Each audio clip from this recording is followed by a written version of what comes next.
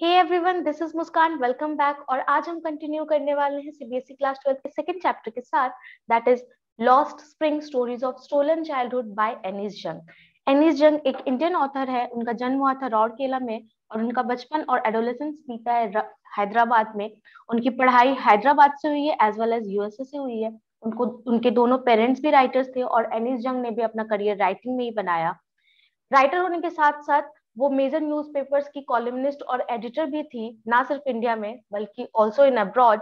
और उन्होंने काफी बुक्स लिखी है। ये जो हम आगे चैप्टर पढ़ने वाले हैं उनकी ही बुक का एक एक्सट्रैक्ट है और उस बुक का नाम है Lost spring stories of stolen childhood. Here she analyzes the grinding poverty and traditions which condemn these children to live a life of exploitation. इस कहानी में, इस बुक में उन्होंने इंडिया की गरीबी को दिखाया है बहुत ही बारीकी से और ये बताया है कि इस गरीबी के कारण बच्चे कितना सफर करते हैं और उन गरीब बच्चों की लाइफ कैसे एक्सप्लॉइट होती है। यहाँ पे कुछ एक्सप्रेशंस दिए हुए हैं जिनके मीनिंग हम टेक्स्ट पढ़ते हुए समझेंगे। इस चैप्टर में हमें दो स्टोरीज पढ़ने को मिलेंगी। पहली स्टोरी है sometimes I find a rupee in the garbage. कभी कभी मुझे गार्बेज में 1 रुपए का सिक्का मिल जाता है। Why do you do this? I asked Sahib, whom I encounter every morning scrounging for gold in the garbage dumps of my neighborhood. Sahib left his home long ago, set amidst the green fields of Dhaka. His home is not even a distant memory. Author एक बच्चे को देखती है रोज जिसका नाम साहिब है। वो एक रैक पिकर है और वो ऑथर के घर के पास नेबर्स में हुड में रोज आके कचरे में से कुछ चुनता है। क्या चुनता है? Looking for gold in the garbage. इसका मतलब ये नहीं है कि वो सोना ढूंढता है। गोल्ड मतलब ऐसी कोई भी चीज जिससे वो खुश हो या जो उसके काम की चीज हो। और वो साहिब से पूछती है कि तुम रोज ऐसा क्यों करते हो। स्क्राउंजिंग का मतलब होता है looking for. Looking for. Sahib अपना घर बहुत पहले ही छोड़ चुका है और साहिब का घर हुआ करता था बांग्लादेश की कैपिटल सिटी ढाका में। उस घर की उसे कुछ भी यादें नहीं है। डिस्टेंट मेमोरी का मतलब होता है भूली बिसरी यादें, क्योंकि काफी टाइम हो चुका है इसलिए साहिब को अब अपने घर के बारे में कुछ याद नहीं है। There were many storms that swept away their fields and homes. His mother tells him that's why they left looking for gold in the big city where he now lives.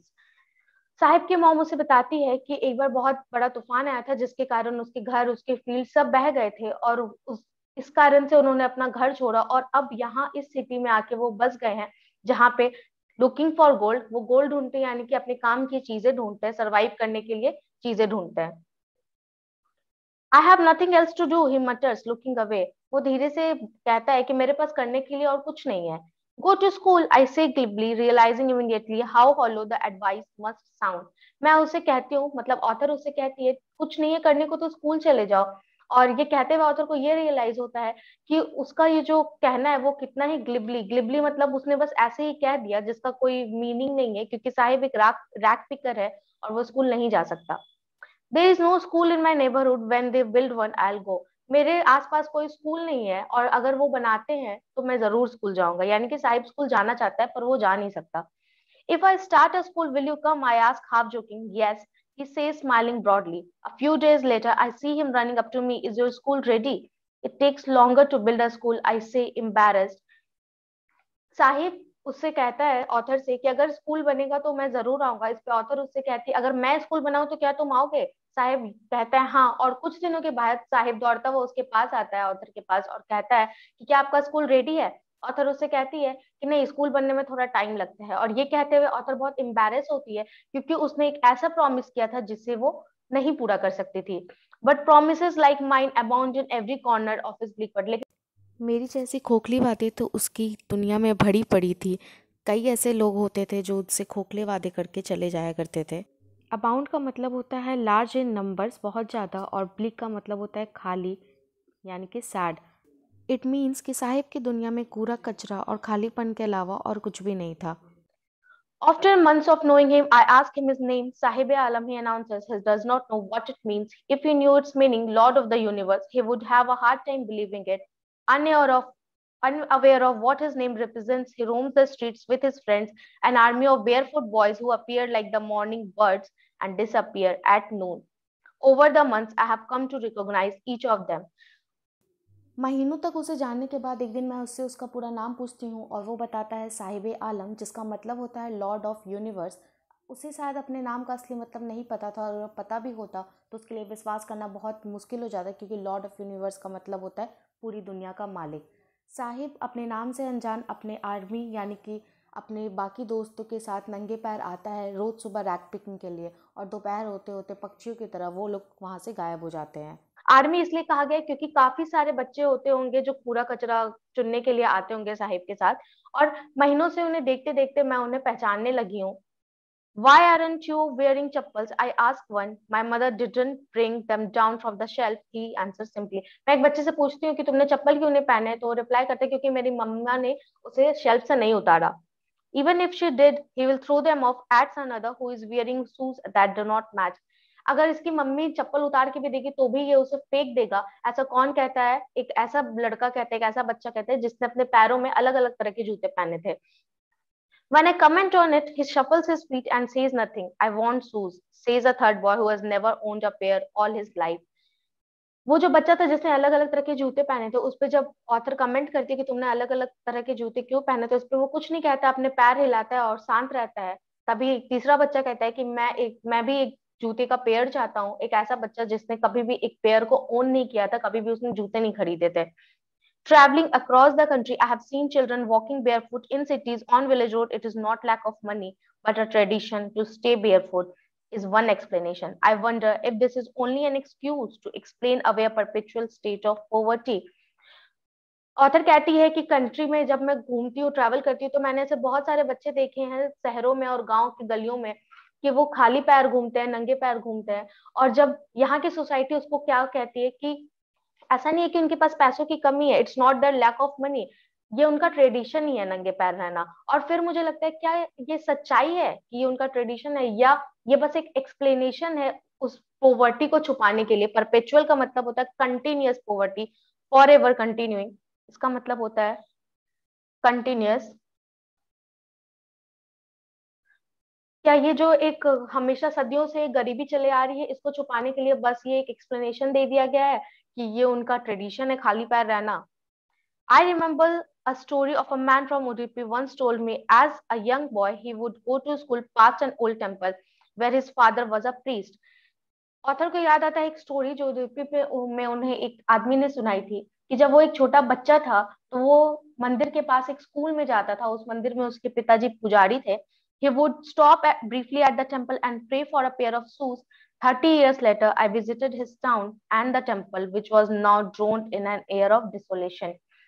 तो ऑथर कहती है कि वो जो बच्चा था, young boy, वो मंदिर के पास जाके थोड़ी देर रुकता था और गॉड से प्रे करता था कि मुझे एक जोड़ी जूते दिला दो।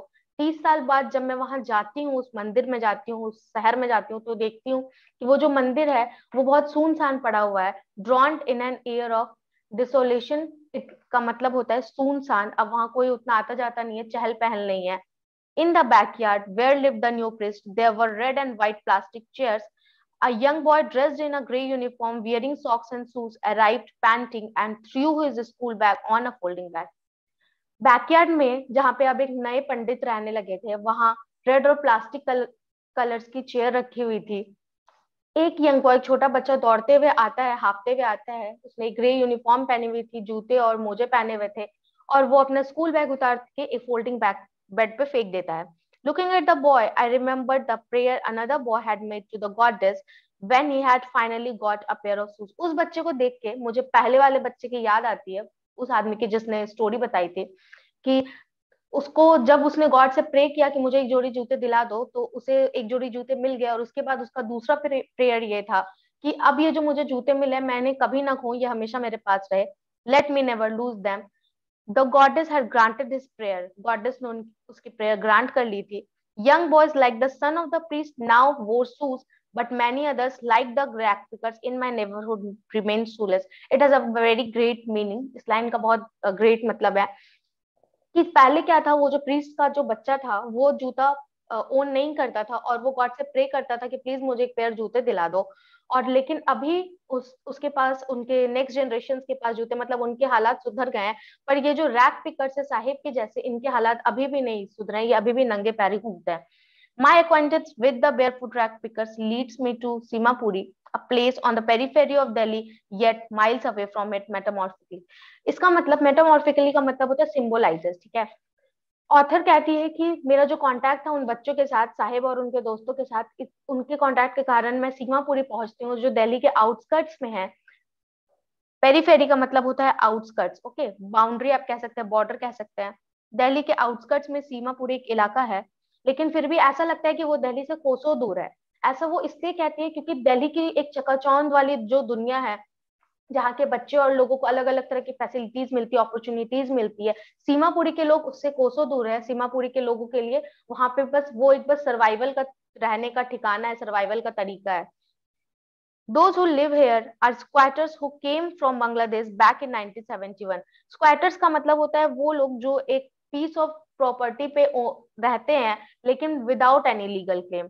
उनके पास कोई लीगल क्लेम नहीं होता उस पर रहने का। इसका मतलब होता है person who settles in or occupies a piece of property with no legal claim. और साहिब और उनकी जो फैमिली है, ये लोग कहाँ से आए थे? 1971 में बांग्लादेश से आए थे। Saheb's family is among them.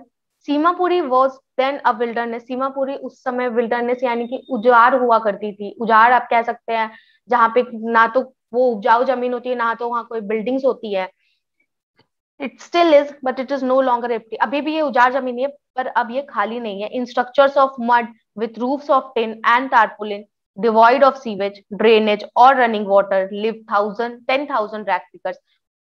Seemapuri एक ऐसा इलाका है जहाँ पे अब 10,000 से भी ज्यादा रैग पिकर्स रहने लगे हैं। और वहां पे वो कैसे रहते हैं? बिना किसी प्रॉपर ड्रेनेज के, बिना रनिंग वाटर के, और रूफ जो उनका होता है वो टिन का होता है या टारपुलिन का होता है। पूरे जगह कीचड़ ही कीचड़ होता है। टारपुलिन क्या होता है? Tarpaulin is this, it is a plastic covering roof, जिसके वजह से बारिश में पानी छत से अंदर नहीं आता है। ऐसे घर बना के वो लोग टारपुलिन से रहते हैं। They have lived here for more than 30 years without an identity, without permits. यहाँ पे वो 30 साल से भी ज्यादा से रह रहे हैं, उनके पास कोई परमिट नहीं है रहने का, but with ration cards that get their names on voter lists and enable them to buy food grain. और उनके पास क्या है? वोटर कार्ड है, जिसके कारण, सॉरी, राशन कार्ड है, जिसके कारण उनका नाम वोटर लिस्ट में है। अब राशन कार्ड क्या होता है? ये एक डॉक्यूमेंट होता है जो इंडिया की स्टेट गवर्नमेंट हाउस होल्ड को देती है, जिसके द्वारा वो राशन शॉप से कम दाम पे, कम चीप रेट्स पे फूड ग्रेन्स खरीद पाते हैं। अब ये फूड ग्रेन्स चीप रेट पे इसलिए अवेलेबल होते हैं क्योंकि गवर्नमेंट ने ऑलरेडी इन फूड ग्रेन्स का प्रोडक्शन कॉस्ट का एक पार्ट पे कर चुका होता है। मतलब अगर इस फूड ग्रेन का प्रोडक्शन कॉस्ट 20 रुपए है, तो गवर्नमेंट ऑलरेडी उसमें से 15 रुपए पे कर चुकी होती है, और बाकी का जो 5 रुपए होता है वही सिर्फ जो खरीदने वाले होते हैं उन्हें पे करना होता है। तो राशन कार्ड की मदद से साहिब और उनके जो फैमिली मेंबर्स और बाकी रैक पिकर्स है, उनको कम रेट पे राशन मिल जाता है। Food is more important for survival than an identity. Food जो है आइडेंटिटी से ज्यादा इंपॉर्टेंट है। If at the end of the day we can feed our families and go to bed without an aching stomach, we would rather live here than in fields that give us no grain. See a group of women in tattered saris when I ask them why they left their beautiful land of green fields and rivers. तो authors, वहां पे कुछ group of ladies बैठी हुई थी जिन्होंने फटी पुरानी, टैटर मतलब फटी पुरानिया साड़ी पहनी हुई थी, और उनसे ऑथर पूछती है कि आप अपना इतना खूबसूरत घर जहाँ फील्ड्स थे, रिवर्स थे, उसको छोड़ के यहाँ क्यों आई? तो इस पे वो लेडीज कहती हैं कि अगर हमारे बच्चे, हमारा परिवार रात में भूखे पेट नहीं सो रहा है, खाली पेट, पेट दर्द के साथ नहीं सो रहा, बल्कि पेट भर के खाना खा के सो रहा है, तो हम ऐसी जगह रहना ज्यादा पसंद करेंगे जहां हमारी आइडेंटिटी नहीं है, बल्कि उस जगह से जहां हमें फूड ग्रेन नहीं मिलता था, खाने के लिए कुछ मिलता नहीं था। Wherever they find food, they pitch their tents that become transit homes. Transit homes का मतलब जो घर कहीं एक जगह से उठा के हम दूसरी जगह सेट कर सकते हैं। जैसे कि ये घर है, इस घर को हम खोल के कहीं और भी लगा सकते हैं। तो जहां पे उन्हें खाना मिलता है, वो अपना घर सब कुछ लेके वहां पे सेटल हो जाते हैं। Children grow up in them, becoming partners in survival, and survival in Seemapuri means rag picking. Through the years it has acquired the proportions of a fine art. Children जो है, उनके बच्चे, वो उसी में बड़े होते हैं, उसी में उनके सर्वाइवल का एक पार्ट बन जाते हैं। और सर्वाइवल सीमापुरी में मतलब है रैक पिकिंग, यानी कि कूड़ा चुनना। और सालों सालों से ये काम करते करते वो इस कला में माहिर हो चुके हैं। सर्वाइवल, सर्वाइवल का मतलब होता है लिविंग से बहुत अलग होता है। सर्वाइवल मतलब कठिनाइयों में जीना। जो अमीर बच्चे होते हैं या जिनके पास सारी फैसिलिटीज होते हैं, वो जी रहे होते हैं, ना कि वो सर्वाइव कर रहे होते हैं। जबकि साहिब जैसे बच्चे सर्वाइव करते हैं। Garbage to them is gold. It is their daily bread, a roof over their heads, even if it is a leaking roof. Garbage उनके लिए गोल्ड से कम नहीं है, और ऐसे इसलिए कहा गया है क्योंकि गार्बेज से ही उन्हें उनकी रोजी रोटी मिलती है, उनके सर पे एक छत आता है, भले ही वो छत लीक क्यों ना हो रहा हो, but for a child it is even more. पर साहिब जैसे बच्चों के लिए ये छत और रोजी रोटी से काफी ज्यादा है garbage. I sometimes find a rupee, even a 10 rupee note, Sahib says, his eyes lighting up. When you can't find a silver coin in a heap of garbage, you don't stop scrounging. Scrounging का मतलब looking for there is hope of finding more. Sahib कहता है कि कभी कभी मुझे 1 रुपए की जगह 10 रुपए का भी नोट मिल जाता है, और ये कहते हुए उसकी आंखों में बहुत चमक आती है। और ऑथर कहती है कि जब आपको सिल्वर कॉइन मिल जाए गार्बेज में या कहीं पे भी, तो आप उसको और ढूंढने लगते हैं, आपको ऐसा लगता है कि उसमें से हमें और भी कुछ मिलेगा। It seems that for children, garbage has a meaning different from what it means to their parents. For the children, it is wrapped in wonder. For the elders, it is a means of survival. ऐसा लगता है कि ये जो garbage है इसके दो अलग अलग मीनिंग है, एक पेरेंट्स के लिए अलग है और एक साहिब जैसे बच्चों के लिए अलग है। पेरेंट्स के लिए मीन्स ऑफ सर्वाइवल है, जिंदा रहने का एक तरीका है, क्योंकि इसे ही बेच के इससे ही बिन के वो खाना का इंतजाम करते हैं, रहने के लिए छत का इंतजाम करते हैं। जबकि साहिब जैसे बच्चों के लिए मीन रैप्ड इन वंडर है कि कब पता नहीं उन्हें क्या मिल जाए, शायद कभी उन्हें 10 रुपए का सिक्का मिल जाए, कभी उन्हें खेलने के लिए कोई खिलौना मिल जाए। One winter morning, I see Sahib standing by the fenced gate of the neighborhood club watching two young men dressed in white playing tennis. I like the game, he hums, content to watch it standing behind the fence. Content का मतलब होता है satisfied, satisfaction, ठीक है। तो एक ठंड की एक सुबह मैं देखती हूँ कि साहिब एक फेंस्ड गेट ऑफ नेबरहुड, मतलब फेंस का मतलब होता है जहाँ ग्रिल लगे हुए होता है, आप कह सकते हैं, जिसके आर पार देखा जा सकता है। उसके पास एक क्लब के बाहर साहिब खड़ा है और देख रहा है कि क्लब के अंदर दो यंग मैन जो व्हाइट कपड़े पहने हुए हैं वो टेनिस खेल रहे हैं, और साहिब मुझसे कहता है कि मुझे ये गेम पसंद है। वो बहुत ही सेटिस्फाई होकर उस गेम को एंजॉय कर रहा होता है। I go inside when no one is around, he admits. The gatekeeper lets me use the swing. वो कहता है कि जब अंदर कोई नहीं होता ना तो मैं कभी कभी अंदर चला जाता हूँ, इनफैक्ट जो गेट कीपर है वो मुझे झूला भी झूलने देते हैं। Sahib too is wearing tennis shoes that look strange over his discolored shirt and shorts. Someone gave them to me, he says in the manner of an explanation. The fact that they are discarded shoes of some rich boy who perhaps refused to wear them because of a hole in one of them does not bother him. Sahib भी tennis shoes पहना हुआ होता है, और जब मैं देखती हूँ तो वो टेनिस शूज उसके डिसकलर्ड यानी कि बिना बेरंग कपड़ों के सामने बहुत अजीब लग रहे होते हैं। और साहिब जब मुझे इन्हें देखते हुए देखता है तो वो मुझसे कहता है कि ये मुझे किसी ने दिए हैं। ये जो फैक्ट है कि ये जो साहिब ने जूते पहने ये जरूर किसी अमीर बच्चे के होंगे जिन्होंने इसे पहनने से इनकार कर दिया होगा, क्योंकि उसमें से एक जूते में छेद था, पर इस बात से साहिब को कोई फर्क नहीं पड़ता। उसके लिए ये फटे हुए जो जूते हैं वो भी एक ड्रीम कम ट्रू है, क्योंकि वो ऐसा बंदा है जो खाली पैर घुमा करता था। For one who does not who has walked barefoot, even shoes with a hole is a dream come true. But the game he is watching so intently is out of his reach. ये वाला तो उसका dream come true है कि उसका सपना साकार होने जैसा है, पर वो जो ये गेम देख रहा है वो इसके सपनों से कोसों दूर है। This morning Sahib is on his way to the milk booth, in his hand is a steel canister. I now work in a tea stall down the road, he says pointing in the distance.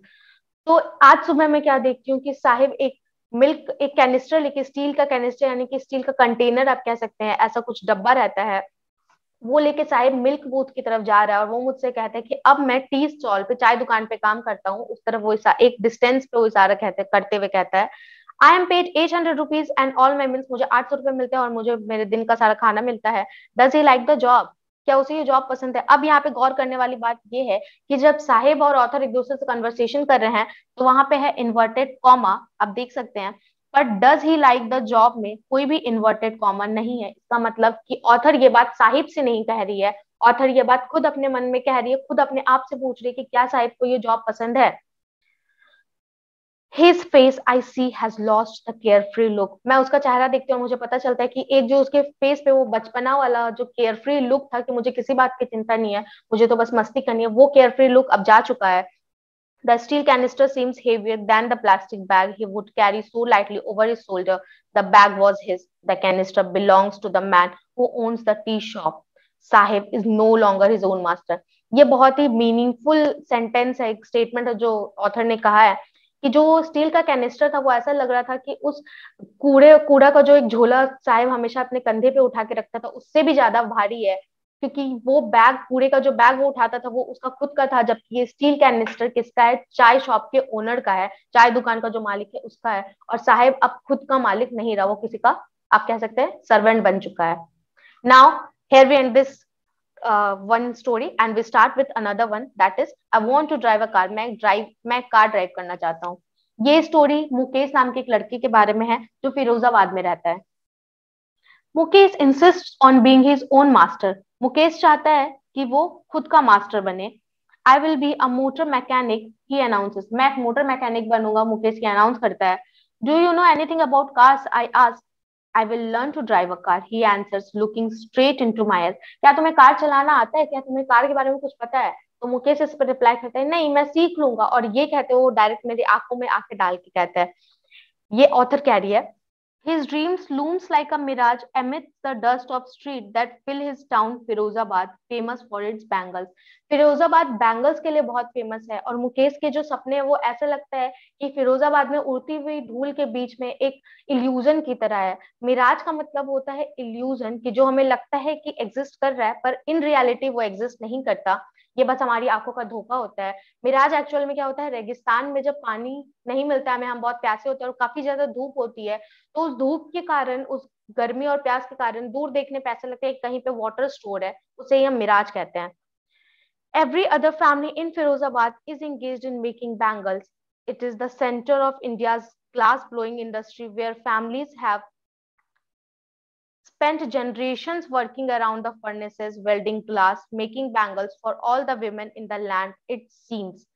Author कहती हैं कि फिरोजाबाद जो है वो India के glass blowing यानी कि glass बनाने का जो इंडस्ट्री होता है उसका सेंटर है। यहाँ पे सदियों से, पीढ़ी पीढ़ी से ऐसी फैमिलीज है जो सिर्फ चूड़ियां बनाने का ही काम करती हैं।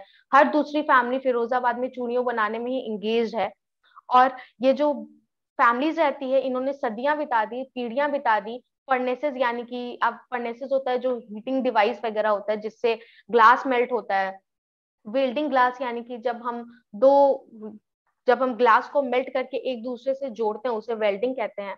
और वो लोग चूड़ियां बनाते हैं, ऐसे वो अपनी पीढ़ियां बिता चुके होते हैं, वो अब तक इतनी चूड़ियां बना चुके होते हैं कि ऐसा लगता है कि दुनिया में जितनी औरतें हैं सबके लिए वो चूड़ियां बना चुके हैं। Mukesh's family is among them। None of them know that it is illegal for children like him to work in the glass furnaces with high temperatures, in dingy cells without air and light। Author कहते हैं कि मुकेश की family भी उनमें से ही एक है और उनमें से नहीं पता कि मुकेश के जो एज के चिल्ड्रन हैं, बच्चे हैं, उनके लिए ऐसे जगह पे काम करना जिसमें इतना हाई टेम्परेचर है, इतनी गंदी जगह, डिंजी सेल्स मतलब गंदी और डार्क जगह जहां ना तो लाइट है ना तो प्रॉपर हवा आती है, ऐसे जगह काम करना उनके लिए इलीगल है। That the law if enforced could get him and all those 20,000 children out of the hot furnaces where they slog their daylight hours, often losing the brightness of their eyes. अगर law उन पे enforce किया जाता है properly तो वहां के जो 20,000 बच्चे हैं जो ऐसे जगहों पे काम करते हैं, इतने हॉट फर्नेसेस के सामने बैठ के काम करते हैं, अपना पूरा का पूरा दिन का जो डे लाइट आवर यानी कि पूरा दिन उसमें झोंक देते हैं इतना हार्ड वर्क करते हुए, और ज्यादातर अपने आंखों की रोशनी तक खो देते हैं, वो 20,000 बच्चों को बाहर निकाल सकते हैं अगर लॉ प्रॉपरली इन्फोर्स होता है तो। Mukesh's eyes beam as he volunteers to take me home, which he proudly says is being rebuilt। Mukesh की आंखें चमक जाती हैं जब वो मुझे अपने घर की तरफ लेके जा रहा होता है, जिससे वो प्राउडली कहता है कि वो वापस से रीबिल्ड हो रहा है, वापस से रिपेयर हो रहा है। वो walk down the stinking lens. अब वो जो मुकेश के घर का रास्ता है उसे डिस्क्राइब किया गया है।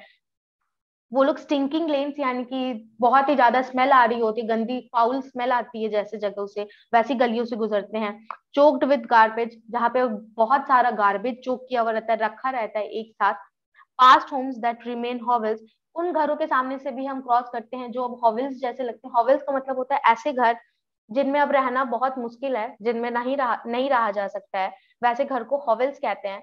ओके, हॉवेल्स का मतलब होता है अ हाउस या रूम जो कि अब फिट नहीं है रहने के लिए, क्योंकि वो या तो बहुत ही गंदे कंडीशन में है या तो बहुत ही ज्यादा डर्टी है। A place, you can say a house और room not fit to live in. और वो क्यों नहीं फिट होता है? क्योंकि वो बहुत गंदा होता है या तो बहुत ही गंदे कंडीशन में होता है। विथ क्रम्बलिंग वॉल्स, ऐसे दीवार जो अब हिल रहे होते हैं। वॉबली डोर्स, बहुत ही हिल टूटी फूटी जो दरवाजे, टूटे फूटे दरवाजे होते हैं। No windows, crowded with families of humans and animals coexisting in a permeable state.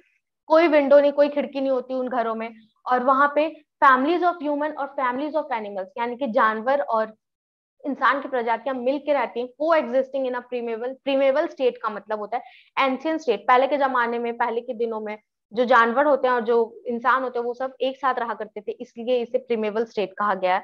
He stops at the door of one such house, bangs a wobbly iron door with his foot and pushes it open. वो ऐसे ही घर के सामने मुकेश खड़ा होता है और अपने पैर से मार के एक आयरन डोर, लोहे के दरवाजे को खोल देता है। वो लोहे का दरवाजा भी बहुत टूटा फूटा होता है, अच्छे कंडीशन में नहीं होता। We enter a half-built shack.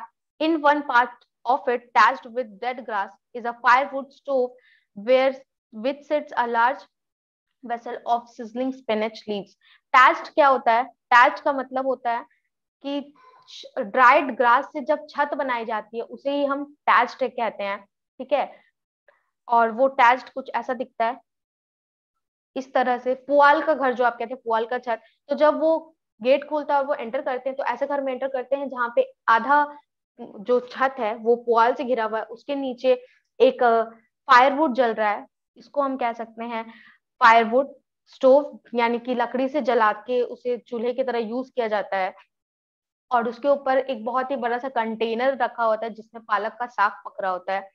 On the ground, in large aluminum platters, are more chopped vegetables. A frail young woman is cooking the evening meal for the whole family.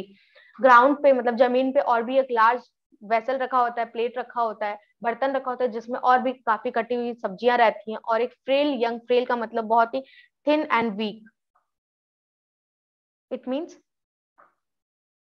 Thin and weak. एक बहुत ही young lady जो रहती है, जो बहुत कमजोर है और बहुत ही पतली है, वो पूरी फैमिली का रात का खाना बना रही होती है। Through eyes filled with smoke see smiles, उसकी आंखें उस धुएं के कारण जो इससे आ रही होती हैं, उस धुएं के कारण उसकी आंखों में पानी भर आता है, स्मोक फील्ड होता है, लेकिन उसके बावजूद वो मुझे देख के स्माइल करती है। She is the wife of Mukesh Elder brother, वो मुकेश के बड़े भाई की वाइफ है। Not much older in years, she has begun to command respect as the Bahu, the daughter-in-law of the house, already in charge of 3 men, her husband Mukesh and their father.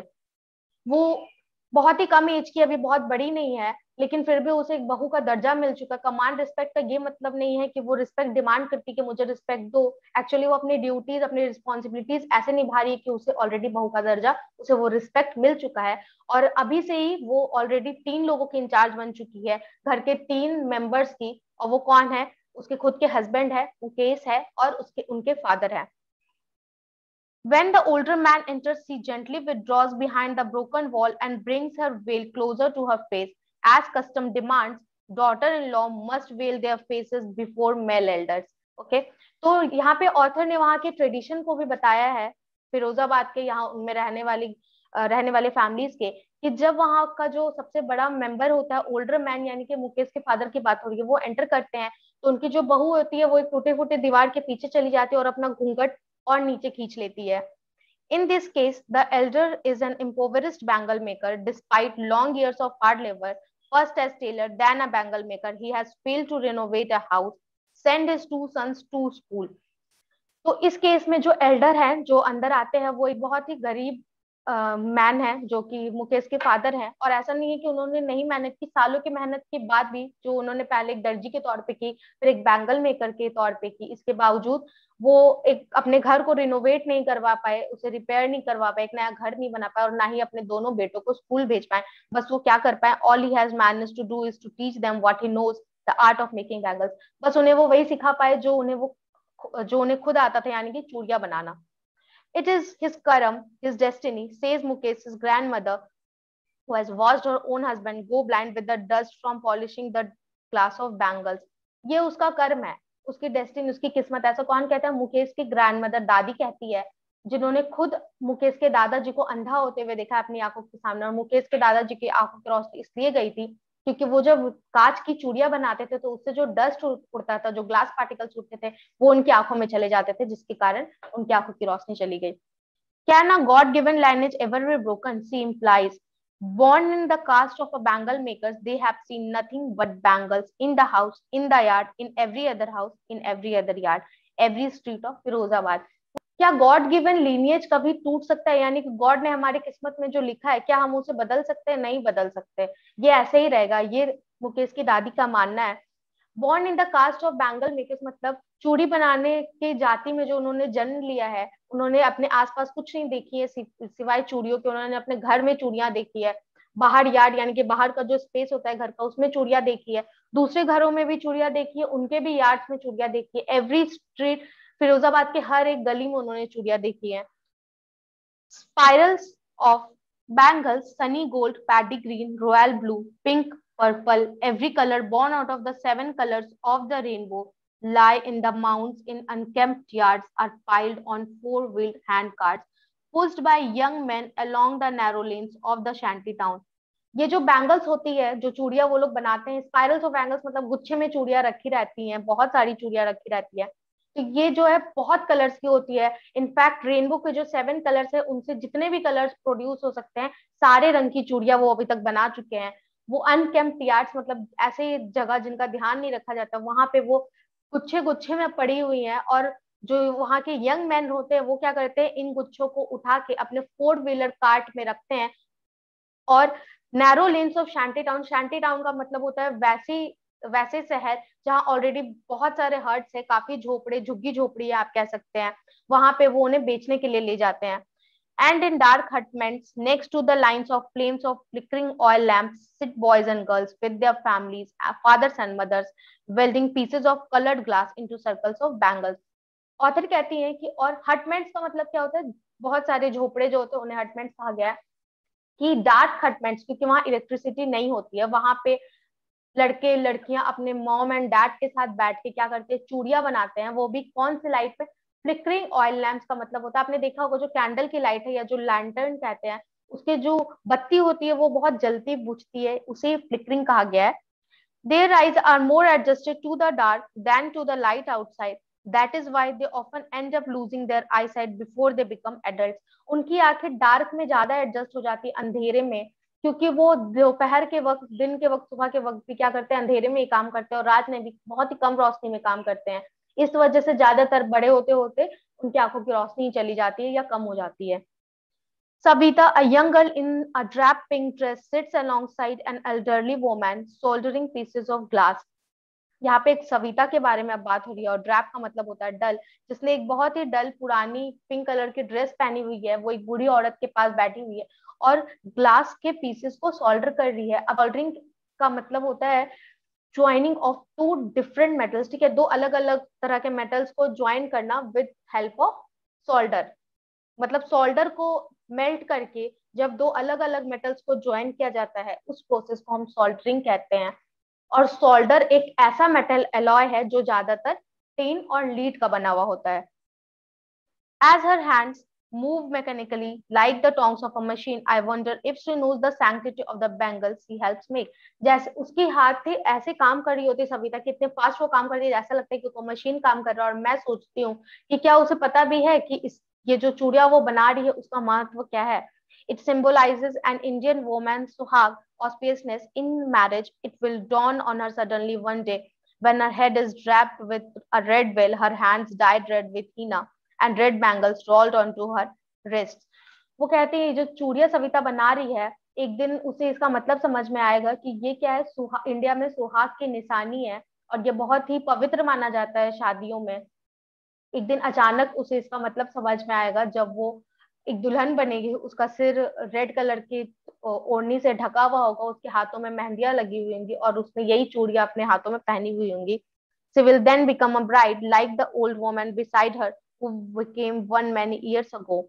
She still has bangles on her wrist but no light in her eyes. वो भी एक दुल्हन बनेगी ठीक उसके तरह जो उनके पास वो जो बुरी औरत बैठी है, जो वो सालों पहले एक दुल्हन बनी होगी. आज उनके हाथों में चूड़ियां तो है लेकिन उनकी आंखों में रोशनी नहीं है, कोई रोशनी नहीं है, मतलब कोई ब्राइटनेस नहीं है. एक वक्त शेर भर खाना भी नहीं खाया. She says in a voice drained of joy. She has not even enjoyed even one full meal in her entire lifetime. That's what she has reaped. Reaped का मतलब होता है obtain करना. ठीक है, तो वो जो बूढ़ी औरत होती है वो कहती है कि एक ऐसा अरसा गुजर गया कि मैंने एक टाइम का अच्छे से खाना तक नहीं खाया है। शेर भर, शेर का मतलब आप कह सकते हैं क्वांटिटी डिफाइन करने का टर्म होता है, जैसे केजी होता है किल और लीटर होता है, उस तरह से। और वो कहती हैं, ये कहते हुए उनकी आवाज में कोई भी खुशी नहीं होती। उन्होंने अपनी जिंदगी भर में पेट भर खाना नहीं खाया और यही इतने सालों की मेहनत के बाद उन्होंने ऑब्टेन किया है। Her husband, an old man with a flowing beard, says, I know nothing except bangles, all I have done is make a house for the family to live in. उनके जो हस्बैंड है, जिनकी बहुत बड़ी बड़ी दाढ़ियां हैं, बिना कटी हुई दाढ़ियां आप कह सकते हैं, और वो कहते हैं कि मुझे चूड़ियां बनाने के अलावा और कुछ नहीं आता, और मैंने अपनी जिंदगी भर में बस एक ही काम किया कि अपने घर वालों के लिए रहने के लिए छत बना दी है। Hearing him, one wonders if he has achieved what many have failed in their lifetime. He has a roof over his head. उनकी बातें सुन के ऐसा लगता है कि उन्होंने वो अचीव किया है जो शायद काफी लोग अपनी जिंदगी में अचीव नहीं कर सकते। उनके सर के ऊपर छत है। The cry of not having money to do anything except carry on the business of making bangles, not even enough to eat, rings in every house. तो ये बोलना कि मेरे पास पैसे नहीं है, मुझे बैंगल्स बेचने के अलावा, इसका बिजनेस करने के अलावा कुछ नहीं आता, और इसको बेचने के बाद इतना भी हमारे पास पैसा नहीं आता है कि हम ठीक से खाना खा पाए, ये जो बात है फिरोजाबाद के हर एक दूसरे घर की कहानी है।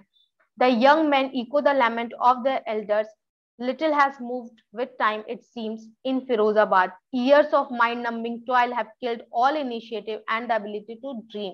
ठीक है, लैमेंट का मतलब होता है कंटिन्यूअस कंप्लेन। ठीक है, एक कंप्लेन जो हमेशा रिपीट करते रहते हैं। तो वहां के जो यंग मैन रहते हैं वो यही वाला जो कंप्लेन है कि हमारे पास खाने के लिए ठीक से नहीं रहता है, हमारे पास रहने के लिए छत नहीं है, इतना पैसा नहीं आ पाता है इस बिजनेस से, यही कंप्लेन वो रिपीट करते रहते हैं। और ऐसा लगता है कि फिरोजाबाद में अभी तक कुछ नहीं बदला है। और इतने सालों की जो माइंड नंबिंग टॉयल, यानी कि एक आप कह सकते हैं दिमाग को सुन कर जाने वाली जो इतनी हार्ड वर्क होती है, इसने इन लोगों की सारे इनिशिएटिव, कुछ भी सपने देखने की जो क्षमता है, उसको मार दिया है। Why not organize yourself into a cooperative? I ask a group of young men who have fallen into the vicious circle of middlemen who trapped their fathers and forefathers. Vicious का मतलब होता है cruel। तो वहां पे young man का group होता है जिनके पापा या उनके जो पूर्वज होते हैं वो सब मिडिल मैन, या आप कह सकते हैं ब्रोकर्स या बहुत बड़े बड़े बिजनेसमैन, इन लोगों के चंगुल में जाल में फंस चुके होते हैं। क्योंकि ये लोग क्या करते हैं, इनसे बहुत कम रेट में चूड़ियां खरीदते हैं और बाहर जाके बहुत हाई रेट में बेचते हैं। तो उनसे ही ऑथर कहती है कि तुम लोग एक कोऑपरेटिव क्यों नहीं बना लेते हो। और अब कोऑपरेटिव क्या होता है, जैसे कि लेबर यूनियन होता है, ट्रेड यूनियन होता है, मतलब एक ही तरह से जो लोग काम करते हैं, जैसे ये लोग सब मिलकर चूड़ियां बनाते हैं, तो एक ग्रुप ये लोग फॉर्म कर ले जिसमें इनका एक लीडर हो या ना भी हो, और इस ग्रुप में ये लोग डिसाइड करें कि हमें चूड़ियां किस रेट में बेचनी है, किस रेट में नहीं बेचनी है, किसको बेचनी है। और एक अमाउंट ऑफ फंड भी कोऑपरेटिव में कलेक्ट होता है कि जब किसी, मतलब उस कोऑपरेटिव के मेंबर में से किसी भी एक को कभी जरूरत हो तो उस फंड को उसे लेंड किया जाए जो वो वापस लौटा देगा। Even if we get organise, we are the ones who will be hauled up by the police, beaten and dragged to jail for doing something illegal, they say. अगर हम कोऑपरेटिव ऑर्गेनाइज कर भी लेते हैं तो हम ही वो हैं जिनको हॉल्ड अप, यानी कि पुल, और किसी को जबरदस्ती खींचना और किसी को जबरदस्ती ऐसी जगह ले जाना जहां उन्हें पनिश किया जाए उनकी बिहेवियर के लिए, आप कह सकते हैं जेल ले जाना। तो वो यंग मैन क्या कहते हैं, अगर हम ऐसा कोई सोसाइटी बना भी ले, आवाज भी उठाए इनके खिलाफ, तो हम ही है वो जिनको पुलिस मारेगी और जेल में डाल देगी। There is no leader among them, no one who could help them see things differently. यहाँ पे ऑथर ने लीडर की भी इक्वालिटी को बताया। वो कहते हैं उनके बीच में ऐसा कोई लीडर नहीं है जो उनके देखने का नजरिया बदल सके, उन्हें जीने का एक नया तरीका सिखा सके। Their fathers are as tired as they are, they talk endlessly in a spiral that moves from poverty to apathy to greed and to injustice। और उनके जो फादर है वो भी उनकी तरह ही थके हुए हैं इतने सालों के हार्ड वर्क के कारण और इन मिडिल मैन के कारण, उनके खिलाफ हुई इनजस्टिस के कारण।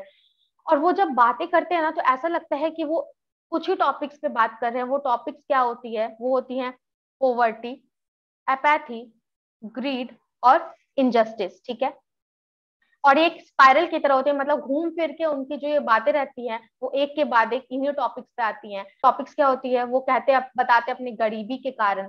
एपैथी मतलब लैक ऑफ कंसर्न, कि उन्हें किसी बात की कोई चिंता नहीं है कि क्या कैसे हो रहा है, उन्हें कैसे लूटा जा रहा है। ग्रीड यानी किसकी ग्रीड की बात हो रही है, जो मिडिल मैन होते हैं उनकी ग्रीड की बात हो रही है कि कैसे उन्हें फंसाया जाता है, कैसे उनसे कम दामों में सामान खरीद के ज्यादा दामों में बेचा जाता है। और इनजस्टिस जो उनके लिए होता है, किनके लिए, ये जो बैंगल मेकर्स हैं। और कौन करता है? पुलिस करती है, गवर्नमेंट ऑफिशियल्स करते हैं, ये मिडिल मैन करते हैं।